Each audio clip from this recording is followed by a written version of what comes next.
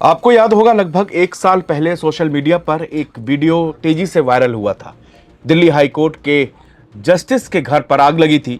Fire brigade की team जब आग बुझाने पहुंची तो वहां पर 500 नोटों की गड्डियां अध जली हालत में बिखरी हुई थी।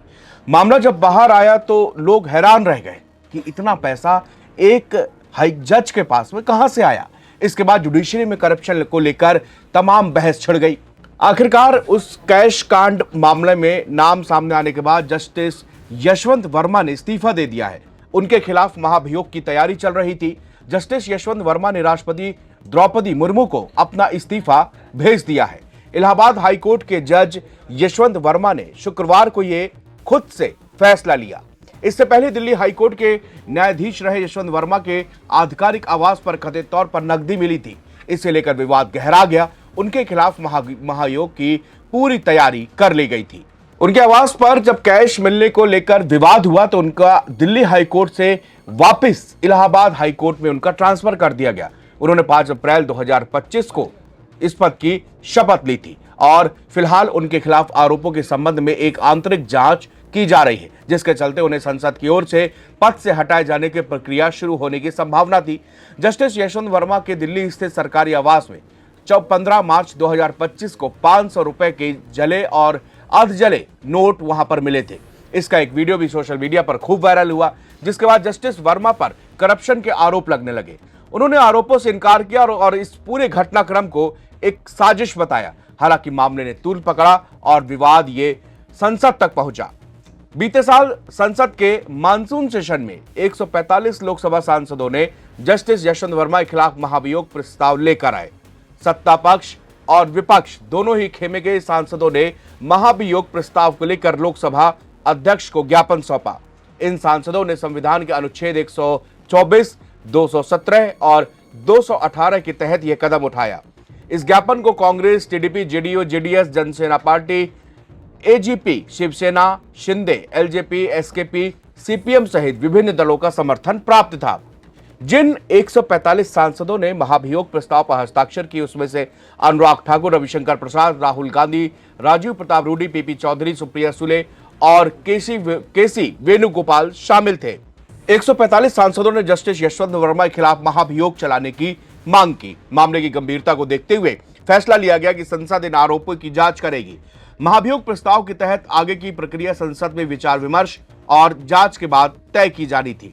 इस मामले में भारत के मुख्य न्यायाधीश ने 22 मार्च 2025 को एक आंतरिक जांच शुरू की। जस्टिस वर्मा के खिलाफ आरोपों की जांच के लिए हाईकोर्ट के 3 न्यायाधीशों का पैनल भी बनाया गया।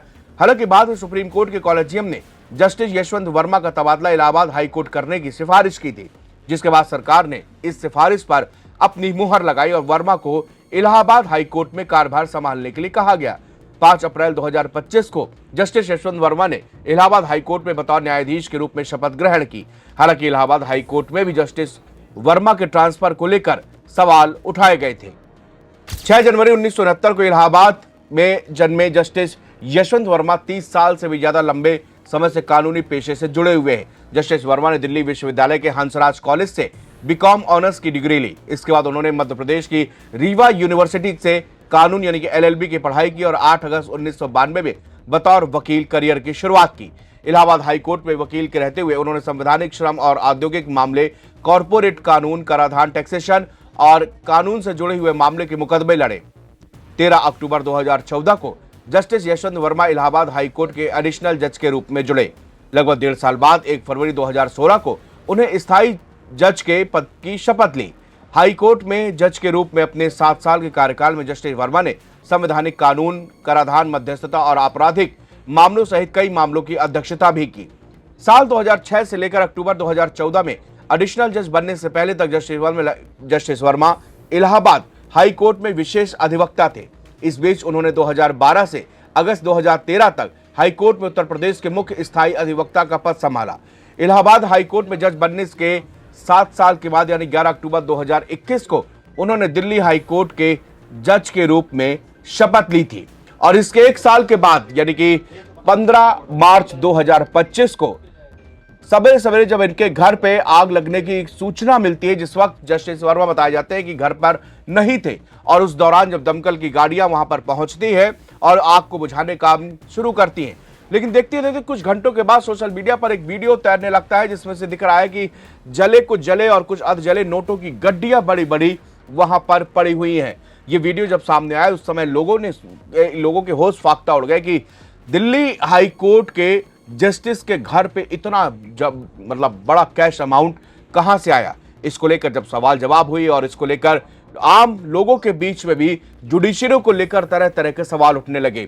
इसके बाद राजनीतिक पार्टियों ने कमर कसी और फिर महाभियोग लाने की तैयारी कर दी। लेकिन आज जो है उन्होंने जस्टिस यशवंत वर्मा ने अपना इस्तीफा राष्ट्रपति को सौंप दिया है।